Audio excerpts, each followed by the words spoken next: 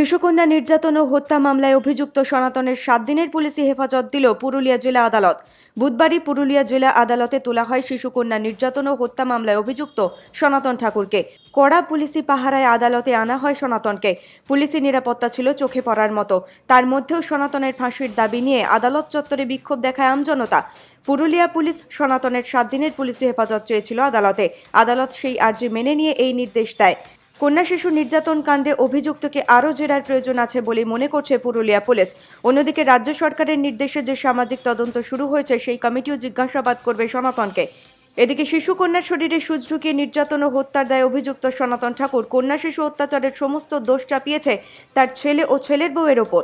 তার আগে দেখে নিন অভিযুক্ত সনাতন ঠাকুরের ছেলে কি বলেছিল। আমি ওর ফাঁসি চাই, ওরকম একটা শিশু বাচ্চাকে যদি ওইরকম করে থাকে তো ওর ফাঁসি চাই। এদিকে সনাতনের করা সব অভিযোগ অস্বীকার করলেন সনাতনের ছেলের বউ। এইসব ব্যাপারে আমি কিছু জানি না, পুরাটাই মিথ্যে। উনি যেটা বলছেন সেটা পুরানো একটা নিজের বানানো গল্প, উনার মন গড়া আর কি। এখানে একটা প্রশ্ন দানা বাঁধে। সমস্ত ঘটনা জানাজানি হওয়ার পর সনাতন যখন গা ঢাকা দেয়, সনাতন ঠাকুরের ছেলে মিডিয়ার সামনে বলে এরকম বাবার ফাঁসি চাই। সেই রাগ থেকেই এই দোষারোপ কিনা তা খতিয়ে দেখবে পুলিশ। এদিন নির্যাতিতা শিশু কন্যাটির মা মঙ্গলা গোস্বামীকে তিনি বিয়ে করেছেন বলেও জানান সনাতন। তাহলে পালালে কেন? এই প্রশ্নের কোনো উত্তর দিতে পারেননি সনাতন। জানা গেছে মৃত শিশুকন্যার মা মঙ্গলা ও অভিযুক্ত সনাতনকে সামনাসামনি বসিয়ে জেরা করার পরিকল্পনা রয়েছে পুলিশের।